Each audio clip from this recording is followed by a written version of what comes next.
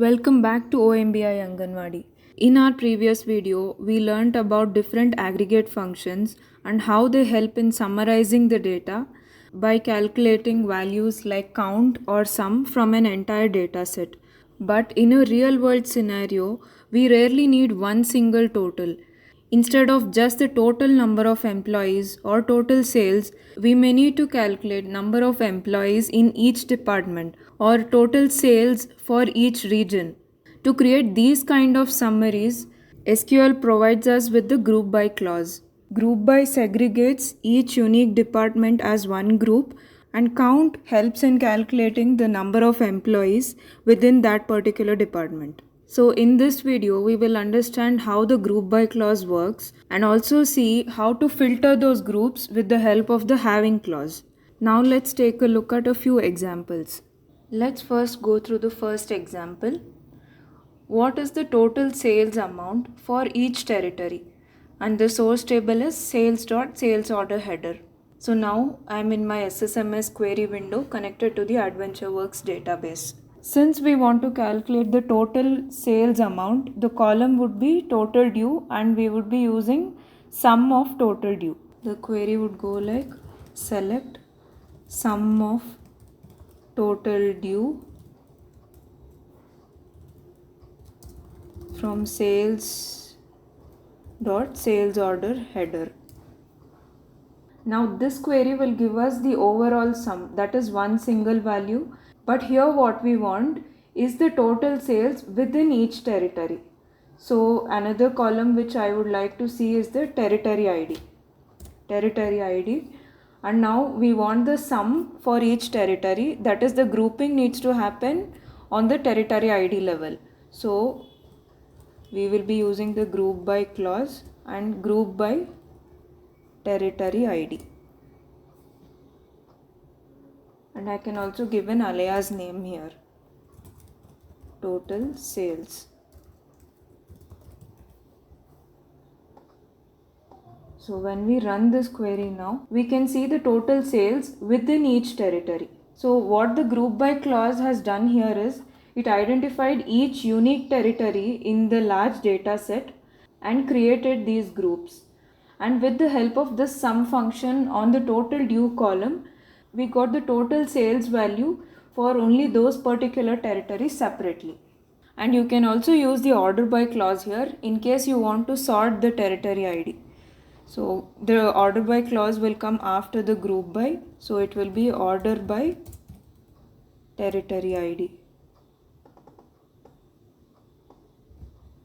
And now all the territories are sorted in ascending order. Let's now go through the second example. How many employees are there in each gender and marital status? So the table we need to see is human resources.employee. Let's go through the table.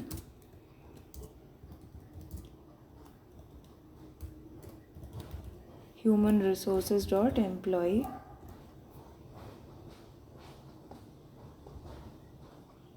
So what we want to see here is the number of employees. So we would be making use of the function count, and the grouping here needs to be done on two levels. So we will understand level by level.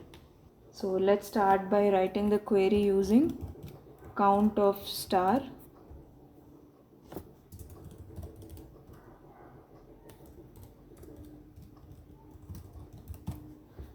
And this query returns the total count, that is total number of employees. So now since we want to see the number of employees within each gender, we will have to add gender in our select list and also add gender in the group by clause. And when we run this now, you can see the number of employees within each gender. We have two groups created, that is male and female, and here we see the count of employees in each gender. But here we see a hierarchy, that is we want to see the count of employees within each gender as well as marital status. We have two genders, and in each gender we will have two different marital status, that is in male we have married and unmarried, and same within females. So let's also take the marital status column and add it in group by as well. And let's see how the result set changes now. So now we can see 4 different unique groups created, each with a unique combination of what columns we have mentioned in the group by clause. And here in this column we see the count of employees within each different group separately. Let's now slightly tweak the first example and understand another scenario. So here we see the different sales amount for each territory separately. Now assume that you don't want to see the total sales for all the territories, but only those where the sales have crossed the amount 1 crore. So let's say with more than 1 crore sales. So to filter any data, we generally make use of the where clause. So does the where clause work in the similar way here? Let's find out. So where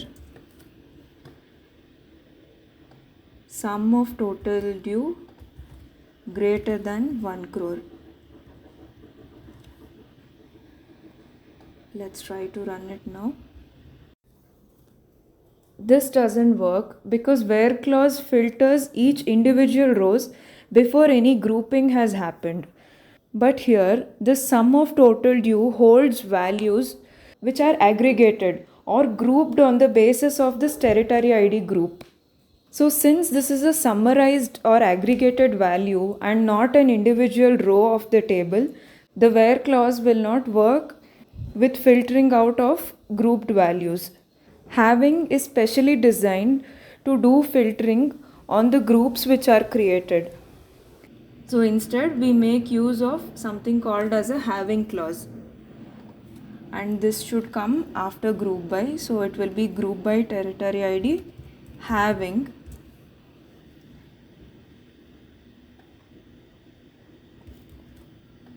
sum of total due greater than 1 crore.